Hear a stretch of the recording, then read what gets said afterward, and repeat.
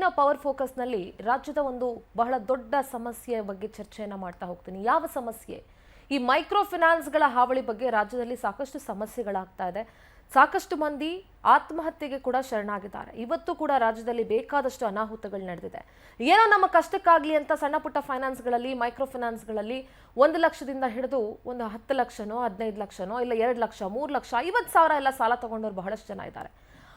ಅನಿವಾರ್ಯ ಕಾರಣಗಳಿಂದ ಸಾಲವನ್ನ ಕಟ್ಟೋದಕ್ಕಾಗಿರೋದಿಲ್ಲ. ಹಾಗಂತ ಹೇಳಿ ಆ ಮೈಕ್ರೋ ಫೈನಾನ್ಸ್ನವರು ಮನೆ ಹತ್ರ ಬಂದು ರಂಪ ರಾಡಿ ಮಾಡಿ ಮನೆ ಜಪ್ತಿ ಮಾಡಿಕೊಂಡು ಮನೆಯವರನ್ನ ಬೀದಿಗೆ ಬಿಸಾಕಿ ಆ ಕುಟುಂಬಗಳನ್ನ ಬೀದಿ ಪಾಲು ಮಾಡಿದ್ರೆ ಎಲ್ಲಿಂದ ದುಡ್ಡು ತಂದು ಕೊಡ್ತಾರೆ? ಬಡ್ಡಿಗೆ ಚಕ್ರ ಬಡ್ಡಿ, ಮೀಟರ್ ಬಡ್ಡಿ, ಈ ರೀತಿ ಇದೊಂದು ರೀತಿ ದಂಧೆ ಆಗ್ಬಿಟ್ಟಿದೆ.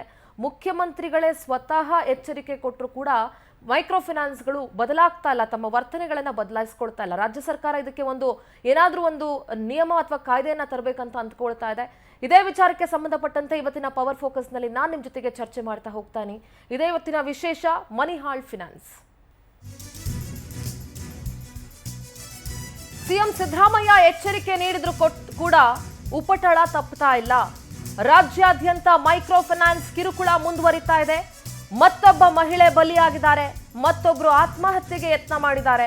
ದಿನೇ ದಿನೇ ದುರಂತ ನಡೆದ್ರು ಕೂಡ ಫೈನಾನ್ಸ್ಗಳ ಆಟಾಟೋಪ ನಿಲ್ತಾ ಇಲ್ಲ. ಇನ್ನೆಷ್ಟು ಜನರ ಬಲಿ ಬೇಕು? ಜೀವ ಉಳಿದ್ರೆ ಇವತ್ತಲ್ಲ ಇನ್ನೊಂದು ದಿವಸಕ್ಕಾದ್ರೂ ಸಾಲ ತೀರಿಸ್ತಾರೆ. ಜೀವನೇ ಉಳಿಲಿಲ್ಲ ಅಂತಂದ್ರೆ ನಿಮ್ಮ ದುಡ್ಡು ಎಲ್ಲಿಂದ ಬರುತ್ತೆ? ಮುಖ್ಯಮಂತ್ರಿಗಳು ಸ್ವತಃ ಎಚ್ಚರಿಕೆ ನೀಡಿದ್ರು ಕೂಡ ನಿಮ್ಮ ಆಟಾಟೋಪ್ಗಳನ್ನ ನಿಲ್ಸೋದಿಲ್ಲ ಅಂತ ಹೇಳಿದ್ರೆ ಇನ್ನೆಷ್ಟು ಮಟ್ಟಿಗೆ ಜನರ ರಕ್ತ ಹೀರುವತ್ತ ಈ ಮೈಕ್ರೋ ಫೈನಾನ್ಸ್ಗಳು ಸಾಕ್ತಾ ಇದ್ದಾವೆ ಅನ್ನೋದನ್ನ ನಾವು ಗಮನಿಸಬೇಕಾಗತ್ತೆ. ನೋಡಿ, ಇವತ್ತು ಸಹ ರಾಜ್ಯದ ಹಲವು ಕಡೆಗಳಲ್ಲಿ ದುರಂತಗಳು ನಡೆದಿದ್ದಾವೆ. ಎಲ್ಲೆಲ್ಲಿ ಏನೇನಾಗಿದೆ ಅಂತ ಕೂಡ ನಾವು ನೋಡ್ತಾ ಹೋಗ್ಬೇಕಾಗತ್ತೆ. ಸಾಕಷ್ಟು ದುರಂತಗಳು ಇವತ್ತು ಕೂಡ ರಾಜ್ಯದಲ್ಲಿ ನಡೆದಿದೆ. ಮಂಡ್ಯದಲ್ಲಿ 6 ಲಕ್ಷ ಸಾಲಕ್ಕೆ ಕಿರುಕುಳ ಕೊಟ್ಟಿದ್ದಾರೆ. 59 ವರ್ಷದ ಪ್ರೇಮ ಮಾತ್ರೆಗಳನ್ನ ನುಂಗಿ ಆತ್ಮಹತ್ಯೆಗೆ ಯತ್ನಿಸಿದ್ದಾರೆ. ಜಸ್ಟ್ 50,000 ಸಾಲಕ್ಕೆ ಹಾಸನದಲ್ಲಿ ದಂಪತಿಯವರಿಗೆ ಕಿರುಕುಳ ನಿಲ್ತಾನೆ ಇಲ್ಲ. ಇನ್ನ ಮೈಕ್ರೋ ಫೈನಾನ್ಸ್ ಕಿರುಕುಳ. ಹೆಲ್ಮೆಟ್ ಅನ್ನ ಧರಿಸಿ ಮನೆ ಮುಂದೆ ಬಂದು ಕೂತಿದ್ದಾನೆ ಫೈನಾನ್ಸ್ ಸಿಬ್ಬಂದಿ. ಚಾಮರಾಜನಗರದ ವಿವಿಧೆಡೆ ಬೇರೆ ಬೇರೆ ಕಡೆಗಳಲ್ಲಿ 2 ಮನೆಗಳನ್ನ ಜಪ್ತಿ ಮಾಡಿದ್ದಾರೆ. ಕುಟುಂಬಸ್ಥರು ಬೀದಿಗೆ ಬಂದು ಬಿದ್ದಿದ್ದಾರೆ. ಸಂತೆಮರಹಳ್ಳಿ ರಾಜೇಶ್ 15 ಲಕ್ಷ ಸಾಲ ಪಡೆದು ಸರಿಯಾಗಿ ಕಟ್ಟಿಲ್ಲ. ಕೊಳ್ಳೇಗಾಲದ ಚಲವರಾಜ್ 10 ಲಕ್ಷ ಸಾಲಕ್ಕೆ 11.5 ಲಕ್ಷ ದುಡ್ಡು ಕಟ್ಟಿದ್ದಾರೆ. ಪುನಃ ಅದ್ರ ಮೇಲೆ ಬಡ್ಡಿ ಸೇರಿಸಿ 14 ಲಕ್ಷ ಕಟ್ಟಿ ಅಂತ ಮನೆ ಜಪ್ತಿ ಮಾಡಿದಾರಲ್ಲ. ನೀವೇನು ಮನುಷ್ಯರು? ನೀವು ಹಣದ ರಾಕ್ಷಸರು. ದಾವಣಗೆರೆ ಜಿಲ್ಲೆ ಹೊನ್ನಾಳಿಯಲ್ಲಿ ಫೈನಾನ್ಸ್ ಕಿರುಕುಳಕ್ಕೆ ಶಿಕ್ಷಕಿಯೊಬ್ಬರು ಆತ್ಮಹತ್ಯೆಗೆ ಶರಣಾಗಿದ್ದಾರೆ. ಸಿಎಂ ಎಚ್ಚರಿಸಿದ್ರು ಕೂಡ ಫೈನಾನ್ಸ್ ಕಿರುಕುಳ ಹೆಚ್ಚಾಗ್ತಾ ಇದೆ. ಜನರಿಗೆ ತಾಪತ್ರಯ ಮಾತ್ರ ತಪ್ತಾ ಇಲ್ಲ. ನೋಡಿ, ಇದು ಮಂಡ್ಯದಲ್ಲಿ 59 ವರ್ಷದ ಪ್ರೇಮ ಆತ್ಮಹತ್ಯೆಗೆ ಯತ್ನಿಸಿದ್ರು. ಇನ್ನು ಹಾಸನದಲ್ಲಿ ಹೆಲ್ಮೆಟ್ ಹಾಕೊಂಡು ಬಂದು ಮನೆ ಬಾಗ್ಲಲ್ಲೇ ಕೂತ್ಕೊಂಡಿರೋರ ಹತ್ರ ವಾಗ್ವಾದಕ್ಕೆ ಇಳಿದಿದ್ದಾರೆ. ಸಾಲವನ್ನ ಪಡೆದುಕೊಂಡವರು ಮನೆ ಮುಂದೆ ನೋಟಿಸ್ ಅಂಟಿಸೋದು, ಬೀದಿಗೆ ಎಳೆಯೋದು, ಬಾಯ್ಗೆ ಬಂದಂಗೆ ಮಾತಾಡೋದು, ಅವ್ರ ಮುಂದೆ ಮನೆ ಸೀಸ್ ಮಾಡ್ಕೊಂಡು ಹೋಗೋದು. ವ್ಯಕ್ತಿ ಉಳಿದ್ರೆ ಇವತ್ತಲ್ಲ ನಾಳೆ ಹಣ ಬರುತ್ತೆ. ವ್ಯಕ್ತಿನೇ ಉಳಿದಿಲ್ಲ ಅಂತಂದ್ರೆ ಹಣ ಎಲ್ಲಿಂದ ಬರುತ್ತೆ? ದಾವಣಗೆರೆಯಲ್ಲಿ ಆತ್ಮಹತ್ಯೆ ಮಾಡ್ಕೊಂಡಿರೋದು, ಮೃತದೇಹವನ್ನ ಹೊರಗೆ ತೆಗಿತಾ ಇರೋದು. ಚಾಮರಾಜನಗರದಲ್ಲಿ 2 ಮನೆಗಳನ್ನು ಜಪ್ತಿ ಮಾಡಿದ್ದಾರೆ. ವಯಸ್ಸಾದವರು, ಹೆಣ್ಮಕ್ಳು ಎಲ್ಲರೂ ಕೂಡ ಬೀದಿಲಿ ನಿಂತ್ಕೊಂಡಿರ್ತಾರೆ. ನಿಮ್ಮನೆಗೆ ಅಂತ ಗತಿ ಬಂದ್ರೆ ಏನ್ರಿ ಮಾಡ್ತೀರಿ? ನಾಳೆ ದಿವಸ ನಿಮ್ಮನೆ ಹೆಣ್ಮಕ್ಳೇ ಆ ರೀತಿ ಯಾರಾದ್ರೂ ಬೀದಿಲ್ ಮಲ್ಗೋ ಪರಿಸ್ಥಿತಿ ಬಂದ್ರೆ ಏನ್ ಮಾಡ್ತೀರಿ? ಕರುಣೆ ಇರ್ಲಿ. ವಯಸ್ಸಿಗೆ ಬಂದಿರೋ ಹೆಣ್ಮಕ್ಳು ಇರ್ತಾರೆ, ವಯಸ್ಸಾದಂತವ್ರು ಇರ್ತಾರೆ, ಹಿರಿಯರು ಇರ್ತಾರೆ, ಆರೋಗ್ಯ ಸರಿ ಇರೋದಿಲ್ಲ. ಮನೆ ಜಪ್ತಿ ಮಾಡ್ಬಿಟ್ರೆ ನಿಮ್ ಸಾಲ ತೀರ್ಬಿಡುತ್ತಾ? ಅಂಡ್ ಜನ ಕೂಡ ಸಾಲ ಮಾಡೋ ಮುಂಚೆ 100 ಸಲ ಅಫ್ಕೋರ್ಸ್ ಸಮಸ್ಯೆಗಳು ಎಲ್ರಿಗೂ ಬರುತ್ತೆ. ಸಾಲ ಮಾಡದೆ ಬದುಕು ನಡೆಸ್ತಾ ಇರೋರು ಬಹುಶಃ ಯಾರೂ ಇಲ್ಲ ಅಂತ ಅನ್ಸುತ್ತೆ. ಆದ್ರೆ ಸಾಲ ಮಾಡೋಕ್ ಮುಂಚೆ ಆ ಬಡ್ಡಿ ದರ ಎಷ್ಟಿರುತ್ತೆ ಅಂತ ಗಮನಿಸಬೇಕಾಗಿರೋದು ಕೂಡ ಬಹಳ ಇಂಪಾರ್ಟೆಂಟ್ ಆಗುತ್ತೆ. ಒಟ್ಟಾರೆಯಾಗಿ ಫೈನಾನ್ಸ್ ಕಿರುಕುಳಕ್ಕೆ ಹೇಗಾದ್ರೂ ಮಾಡಿ ಲಗಾಮ್ ಹಾಕಲೇಬೇಕು ಅಂತ ರಾಜ್ಯ ಸರ್ಕಾರ ಪ್ಲಾನ್ ಮಾಡಿಕೊಂಡಿದೆ. ಹೊಸ ಕಾಯ್ದೆಯ ಬಗ್ಗೆ ಮಾಹಿತಿ ನೀಡಿದ್ದಾರೆ ಸಿಎಂ ಸಿದ್ದರಾಮಯ್ಯ.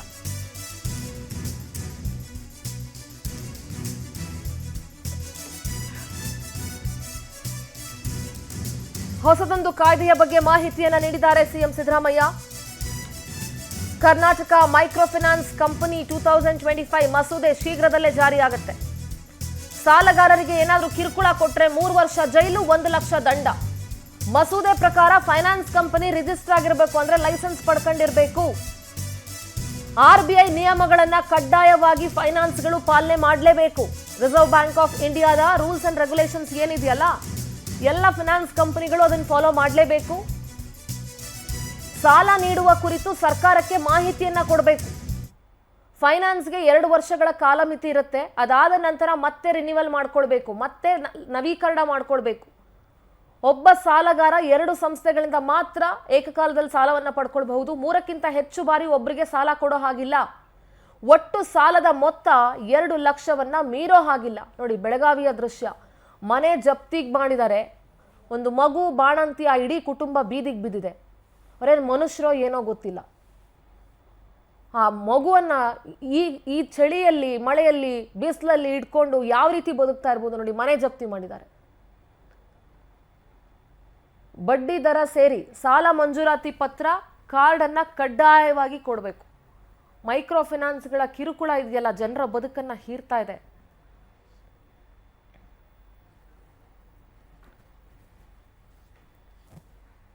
ಬಹಳ ದೊಡ್ಡ ಪ್ರಾಬ್ಲಮ್ ಆಗಿದೆ ಇವತ್ತು. ಎಲ್ಲೋ ಒಂದು ಕಡೆ ಬ್ಯಾಂಕಲ್ಲಿ ಸಾಲ ಸಿಗುತ್ತೆ. ಇವತ್ತೆಲ್ಲ ಮೊಬೈಲ್ಗಳಲ್ಲಿ ಇಮಿಡಿಯೇಟ್ ಆಗಿ ಇನ್ಸ್ಟಾಂಟ್ ಲೋನ್ ಸಿಕ್ಬಿಡುತ್ತೆ. ಯಾವ ಪೇಪರ್ ವರ್ಕ್ ಇಲ್ಲದೆ ಇನ್ಸ್ಟಾಂಟ್ ಆಗಿ ಲೋನ್ ತೆಗೆದುಕೊಳ್ಬಹುದಂತ ವ್ಯವಸ್ಥೆ ಇದೆ ಇವತ್ತು. ಈಸಿಯಾಗಿ ಸಾಲ ಸಿಗ್ತಾ ಇದೆ. ಸಾಲ ಮಾಡಬೇಕಾದ್ರೂ ಕೂಡ 100 ಸಲ ಯೋಚನೆ ಮಾಡಬೇಕು. ಸಾಲ ಮಾಡೋರು ಹುಷಾರಾಗಿರಬೇಕು. ಯಾಕೆಂದರೆ ಇಂಥ ಮೈಕ್ರೋ ಫೈನಾನ್ಸ್ಗಳಿಂದ ಜೀವವೇ ಹೋಗುವಂಥ ಸ್ಥಿತಿ ಬರ್ತಾ ಇದೆ.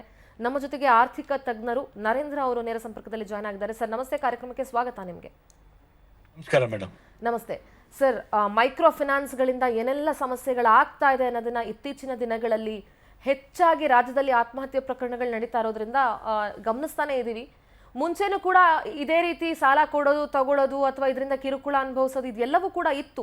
ಆದರೆ ಈಗ ಅದು ಹೆಚ್ಚಾಗಿ ಪ್ರಕರಣಗಳು ಬೆಳಕಿಗೆ ಬರ್ತಾ ಇದೆ. ಸರ್, ಇದ್ರ ಬಗ್ಗೆ ನಿಮ್ಮ ಮೊದಲ ಪ್ರತಿಕ್ರಿಯೆ? ಮೊದಲನೇ ಪ್ರತಿಕ್ರಿಯೆ, ಬಹಳ ಸಾವು ನೋವುಗಳಿಗೆ ಬಹಳ ದುಃಖ ಆಗುತ್ತೆ. ಯಾವುದೇ ಕಾರಣ ಇರಲಿ, ಬಟ್ ಒಂದು ಸಾಲ ತೀರಿಸದೆ ಇರೋದಕ್ಕೆ ಅಮೂಲ್ಯವಾದ ಜೀವಗಳು 14-15 ಜನ ಸತ್ತಿದ್ರೆ ಬಹಳ ಅದು ನೋವು. ಅದಕ್ಕೆ ಇಮ್ಮಿಡಿಯೇಟ್ ಆಗಿ ಸರ್ಕಾರ ಕಡಿವಾಣ ಹಾಕಕ್ಕೆ ಆರ್ಡಿನೆನ್ಸ್ ಪಾಸ್ ಮಾಡ್ತಾ ಇದ್ದಾರೆ. ಬಟ್ ಅದೇನು ಮಾಡ್ತಾರೋ, ಅದು ಆರ್ಡಿನೆನ್ಸ್ ಅಲ್ಲಿ ಏನಿರುತ್ತೆ ಅದು ನೋಡಬೇಕು. ಅದು ಒಂದು ಭಾಗ. ಬಟ್ ಭಾಳ ನಾವು ಆಲೋಚನೆ ಮಾಡಬೇಕಾಗಿರೋದು, ಮತ್ತೆ ನಾವು ಥಾಟ್ ಪ್ರೋಸೆಸ್ ಏನು ಮಾಡಬೇಕು. ಇದು ಯಾಕೆ ಈಗ ಶುರುವಾಯ್ತು 1-2 ತಿಂಗಳಲ್ಲಿ? ಮೈಕ್ರೋ ಫೈನಾನ್ಸ್ ಅಂತ ಯಾಕೆ ಬರ್ತಾ ಇದೆ ಹೆಸರು? ಯಾಕಂದ್ರೆ ನೀವೇ ಹೇಳ್ತಾ ಇದ್ರಿ 2 ಲಕ್ಷ ಮಾತ್ರ, ಮತ್ತೆ 3 ಸತಿ 3 ಲೋನ್ ತಗೋಬಹುದು. ಇಷ್ಟೇ ಇರುವಾಗ ನಾವು ನೋಡ್ತಾ ಇದ್ದೀವಿ, ನಿಮ್ಮ ಚಾನೆಲ್ ಅಲ್ಲಿ ತುಂಬಾ ಚೆನ್ನಾಗಿ ಕವರ್ ಮಾಡ್ತಾ ಇದ್ದೀರಾ. ಸುಮಾರು ಸಾಲಗಳು 10 ಲಕ್ಷ, 20 ಲಕ್ಷ, ಒಂದು 40 ಲಕ್ಷ. ದಾವಣಗೆರೆಯಲ್ಲಿ ಒಬ್ರು ಮೇಡಮ್ ಮುಳ್ಕೊಂಡಿದ್ದಾರೆ ಮೊನ್ನೆ, ಅದು ಇವತ್ತು ಅವ್ರದ್ದು ದೇಹ ಸಿಕ್ಕಿದೆ. ಅದು 40 ಲಕ್ಷ ಇದೆ.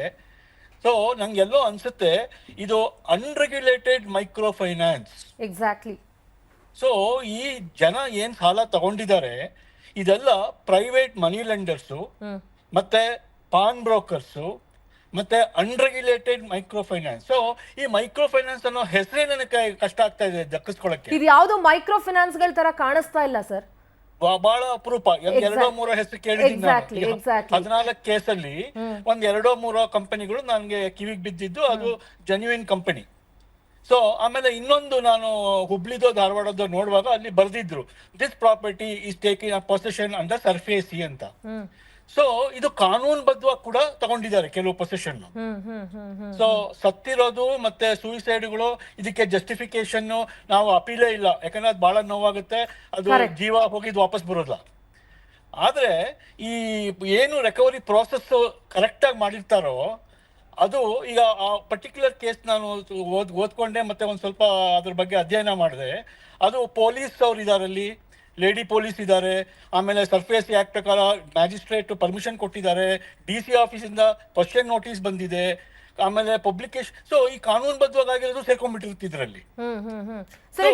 ಅಂದ್ರೆ ನೀವು ಹೇಳೋದೀಗ ಲೈಕ್ ಈಗ ನಾರ್ಮಲ್ ಜನರಲ್ ಬ್ಯಾಂಕ್ಗಳು ಹೇಗೆ ಸಾಲ ಕಟ್ಟಿಲ್ಲ ಅಂತಂದ್ರೆ ಆಸ್ತಿ ಜಪ್ತಿ ಮಾಡುವಂತಹ ಪ್ರಕ್ರಿಯೆ ಇರುತ್ತೋ, ಇದು ಕೂಡ ಹಾಗೆ ಆಗಿದೆ ಅಂತ ನೀವು ಹೇಳ್ತಾ ಇದ್ದೀರಿ. ಹೌದು, ಡಿಮಾಂಡ್ ನೋಟಿಸ್ ಇಶ್ಯೂ ಮಾಡ್ತಾರೆ, all right. Possession notice issue ಮಾಡ್ತಾರೆ, ಪೇಪರ್ ಪಬ್ಲಿಕೇಶನ್ ಕೊಡ್ತಾರೆ, ರಿಪೀಟೆಡ್ ಆಗಿ ಹೋಗಿ ಕೇಳಿರ್ತಾರೆ.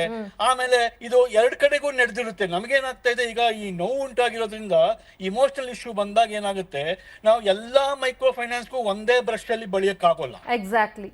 ಆಮೇಲೆ ಇದು ತುಂಬಾ ಗಲಾಟೆ ಆಗ್ತಾ ಇದೆ, ಒಂದ್ ವಾರ ಒಂದ್ ತಿಂಗಳು, ಆಮೇಲೆ ಇದು ಶಮನ ಆದ್ಮೇಲೆ ನಾವು ಇದ್ರದ್ದು ಡಾಮಿನೋ ಎಫೆಕ್ಟ್ ನೋಡ್ಬೇಕಾಗತ್ತೆ. ಈ ಮೈಕ್ರೋ ಫೈನಾನ್ಸ್ 20 ವರ್ಷದಲ್ಲಿ ತುಂಬಾ ಚೆನ್ನಾಗಿ ಬೆಳೆದಿದೆ. ಎಕೋಸಿಸ್ಟಮ್ 55,000 ಕೋಟಿ ಇದೆ ಔಟ್ಸ್ಟ್ಯಾಂಡಿಂಗ್ ಕರ್ನಾಟಕದಲ್ಲಿ. 55,000 ಕೋಟಿ. 19,000 ಕೋಟಿ ಇತ್ತು 6 ವರ್ಷದ ಕೆಳಗೆ. ಅಂದ್ರೆ ಬೆಳೆದಿರೋ ಪರ್ಸೆಂಟೇಜ್ ನೋಡಿ. ಆಮೇಲೆ ಮೈಕ್ರೋ ಫೈನಾನ್ಸ್ ಅಲ್ಲಿ ಯಾರು ಲೋನ್ ತಗೊಳ್ಳೋದು? ಟೀ ವೆಂಡರ್ಸು, ಪಕೋಡ, ಬಜ್ಜಿ, ಮೆಸ್ ನಡ್ಸೋರು, ಎಗ್ ರೈಸ್ ಒಬ್ಬ ಪಾಪ ನೇಣು ಹಾಕೊಂಡಿದ್ದಾರೆ ಅವರು.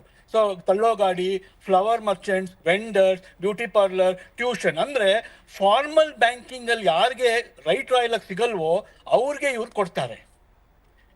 ಯಾರು ಕೊಡದೇ ಇರೋ ಕಡೆ ಮೈಕ್ರೋ ಫೈನಾನ್ಸ್ ಹೋಗಿ ಕೊಡುತ್ತೆ. ಸೊ ನಿಜವಾದ ಮೈಕ್ರೋ ಫೈನಾನ್ಸ್ ಈಗ ಏನು ಬಾಂಗ್ಲಾದೇಶಲ್ಲಿ ಇದಾರೋ ಮೊಹಮ್ಮದ್ ಯೂನೆಸ್ ಅವರಿಂದ ಶುರುವಾಗಿದ್ದು, ನೊಬೆಲ್ ಪ್ರೈಸ್ ಈಕ್ವಲೆಂಟ್ ಕೊಟ್ಟಿದ್ದಾರೆ ಅವ್ರಿಗೆ. ಸೊ ಇದು ಭಾರತ ದೇಶದಲ್ಲಿ ತುಂಬಾ ಚೆನ್ನಾಗಿ ಬೆಳೆದಿದೆ. ಪಿರಮಿಡ್ ಕೆಳಗಡೆ ಇರೋ ಬಡವರಿಗೆ ಇದು ಸಾಲ ಕೊಡುತ್ತೆ. ಬಟ್ ಇದು ಮಿಸ್ಯೂಸ್ ಆಗಿರೋದು, ಇದನ್ನ ನಾವು ಕೂಲಂಕುಷವಾಗಿ ಸ್ಟಡಿ ಮಾಡಿದ್ರೆ ಇದು ಅನ್ರೆಗ್ಯುಲೇಟೆಡ್ ಮೈಕ್ರೋ ಫೈನಾನ್ಸ್ ಮತ್ತೆ unregistered recovery agents, arm twisting methods ಅಲ್ಲಿ ಆಗ್ತಿರೋದು ಇದು.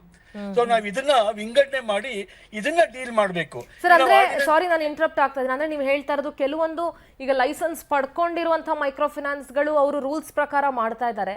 ಇನ್ ಕೆಲವೊಂದು ಅನ್ಲೈಸೆನ್ಸ್ ಅಂದ್ರೆ ಲೈಸೆನ್ಸ್ ಅನ್ನ ಪಡ್ಕೊಳ್ಳದೆ ಬಡ್ಡಿ ವ್ಯವಹಾರವನ್ನ ಮಾಡ್ತಾ ಇರುವಂತಹ ಕೆಲವು ಲೋಕಲ್ ಅಲ್ಲೇ ಇರುವಂತಹ ಫೈನಾನ್ಸ್ ಕಂಪನಿಗಳಿಂದ ಈ ರೀತಿಯಾದಂತಹ ಅನ್ಸೈಂಟಿಫಿಕ್ ವೇ ನಲ್ಲಿ ಅವರು ಕಲೆಕ್ಷನ್ ಮಾಡ್ತಾ ಇದ್ದಾರೆ ಅಂತ ತಾವು ಹೇಳ್ತಾ ಇದ್ದಾರೆ. ಈಗ ಮೂರ್ ಕೇಸಲ್ಲಿ ನಿಮ್ಮ ಚಾನೆಲ್ ಬರ್ತಿದ್ ನೋಡಿದೆ ನಾನು.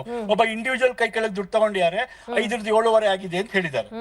ಆಮೇಲೆ ಇನ್ನೊಂದ್ ಕಡೆ ಒಬ್ರು ಪಾಲಿಟಿಷಿಯನ್ ಯಾರೋ ಕೊಟ್ಟರು, ಅದು 20 ಲಕ್ಷ 50 ಲಕ್ಷ ಆಗಿದೆ ಅಂತ ಹೇಳ್ತಾರೆ. ಸರ್, ಈಗ ಮಂಡ್ಯದಲ್ಲಿ ಒಬ್ರು 6 ಲಕ್ಷ ಸಾಲ ತಗೊಂಡಿದ್ದಾರೆ, 6 ಲಕ್ಷ ತೀರ್ಸಿದ್ದಾರೆ. ಬಟ್ ಮಧ್ಯದಲ್ಲಿ ಯಾವುದೋ ಒಂದು ಕೆಲವೊಂದು ಕಂತುಗಳನ್ನ ತೀರ್ಸಿಲ್ಲ. ಅಂದ್ರೆ ಅದು ಬಡ್ಡಿ ಕಂತೋ ಯಾವ ಕಂತೋ ಗೊತ್ತಿಲ್ಲ. ಬಟ್ ಆಕೆನೂ ಕೂಡ ಆತ್ಮಹತ್ಯೆಗೆ ಯತ್ನ ಮಾಡಿದ್ದಾರೆ. ಅದು ಒಂದು.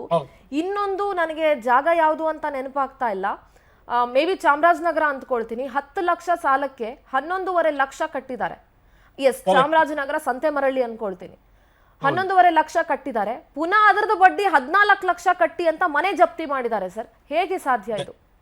ಅದೇ ಇದರಲ್ಲಿ ನಾನು ಹೇಳಿದ್ನಲ್ಲ, ಫಸ್ಟ್ ನಾವು ಇದು ಯಾವ ಸಂಸ್ಥೆಗಳು ಅಂತ ಕರೆಕ್ಟ್ ಆಗಿ ವಿಂಗಡಣೆ ಮಾಡಬೇಕಾಗುತ್ತೆ. ಇಲ್ಲದೇ ಇದ್ರೆ ಏನಾಗುತ್ತೆ, ಎಲ್ಲಾರ್ಗೂ ಕೆಟ್ಟ ಹೆಸರು ಬಂದ್ಬಿಡುತ್ತಿದ್ದು. ಆಮೇಲೆ ಇದು ನಾವು ಯಾವ ತರ ಇದು ಕ್ಯಾಲಿಫೋರ್ನಿಯಾ ಬೆಂಕಿ ತರ ಹರಡಬಾರದು. ಹೀಗೆ ಈ ತರ ಏನಾಗುತ್ತೆ, ನಾಳೆ ಈಗ ನಾವು ಆರ್ಡಿನೆನ್ಸ್ ಪಾಸ್ ಮಾಡಿದಾಗ ನಾವು ಯಾರು ಬೈದ್ರೆ ಅಂದ್ರೆ ಅವ್ರನ್ನ ಅರೆಸ್ಟ್ ಮಾಡ್ಬೇಕು ಅಂದ್ರೆ, ಏನೂ ತಪ್ಪು ಮಾಡದೆ ಒಬ್ಬ ಮೈಕ್ರೋ ಫೈನಾನ್ಸ್ ಒಬ್ಬ ಸಂಸ್ಥೆ ಕರೆಕ್ಟ್ ಆಗಿ ರಿಕವರಿ ಮಾಡಿರೋ ಮೇಲೆ ನಾನೀಗ ಫೇಕ್ ಕಂಪ್ಲೇಂಟ್ ಫೈಲ್ ಮಾಡಿದ್ರೆ ಏನಾಗುತ್ತಾಗ? ಸೊ ನಾವ್ ಇದೆಲ್ಲಾನು ವಿಚಾರ ಮಾಡ್ಬೇಕಾಗತ್ತೆ. ಈಗ ಇದ್ರ ಅಡ್ವಾಂಟೇಜ್ ಯಾರು ತಗೋಬಾರ್ದು. Sir, at the same time ಈಗ ನೋಡಿ ಸರ್, ಎಮರ್ಜೆನ್ಸಿ ಏನೋ ಬಂದಿರುತ್ತೆ, 5% ಆದ್ರೂ ಪರವಾಗಿಲ್ಲ, 10% ಇದ್ರೂ ಪರವಾಗಿಲ್ಲ, 15% ಇದ್ರೂ ಪರವಾಗಿಲ್ಲಪ್ಪ, ನನಗೆ ದುಡ್ಡು ಬೇಕು ಅನ್ನೋ ಮನಸ್ಥಿತಿಯ ಜನರು ಕೂಡ ಇದ್ದಾರೆ. ಯಾಕಂದ್ರೆ ಅವರ ಪರಿಸ್ಥಿತಿ ಆಗಿರುತ್ತೆ. ಅಂತ ಸಂದರ್ಭದಲ್ಲಿ ಕಟ್ಟೋದು ಹೇಗೆ ಅಂತ ಅವ್ರು ಯೋಚನೆ ಮಾಡಲ್ಲ. ಏನೋ ಮಾಡಿ ಕಟ್ಟಿದ್ರಾಯ್ತು ಅಂತ ಅಂದ್ಕೊಂಡ್ ಬಿಡ್ತಾರೆ. ಬಟ್ ಕಟ್ಲಿಕ್ಕೆ ಆಗೋದಿಲ್ಲ. ಬಟ್ 5%, 10%, 15% ಬಡ್ಡಿ ಈ ರೀತಿ ಕೊಡುವಂತಹ ಫೈನಾನ್ಸ್ ಗಳಿಗೆ ಲಗಾಮ್ ಹಾಕ್ಲೇಬೇಕಲ್ಲ ಸರ್? ಲಗಾಮ್ ಅಲ್ಲ, ಲೈಸೆನ್ಸ್ ಕ್ಯಾನ್ಸಲ್ ಮಾಡ್ಬೇಕು. ಲಗಾಮ್ ಪ್ರಶ್ನೆನೇ ಬರಲ್ಲ ಇದು. ಆಮೇಲೆ ಇವೆಲ್ಲ ಚಿಕ್ಕೂರುಗಳು, ಗದಗ, ರೋಣ, ಧಾರವಾಡ, ಬೈಲೊಂಗಲು, ಬೀದರು, ಬಿಜಾಪುರ, ಚಾಮರಾಜನಗರ, ಸಂತೆಮರಳ್ಳಿ, ಮಂಡ್ಯ, ಮೈಸೂರು, ಇದೆಲ್ಲ ಚಿಕ್ಕೂರುಗಳು. ಸೊ ಇಲ್ಲಿ ಪೊಲೀಸ್ ಸ್ಟೇಷನ್ ಅಲ್ಲಿ ಎಲ್ರಿಗೂ ಎಲ್ಲ ಗೊತ್ತಿರ್ತಾರೆ. ಒಂದು ನಿಮಿಷಕ್ಕೆ ಈ ಪ್ರೈವೇಟ್ ಫೈನಾನ್ಸರ್ಸ್ ಎಲ್ಲ ನಿಲ್ಸಿ ಅವ್ರ ಲೈಸೆನ್ಸ್ ಕ್ಯಾನ್ಸಲ್ ಮಾಡಬಹುದು. ಈಗ ನನ್ನ ಪ್ರಕಾರ ನನಗಂತೂ ಆರ್ಡಿನೆನ್ಸೇ ಬೇಡ.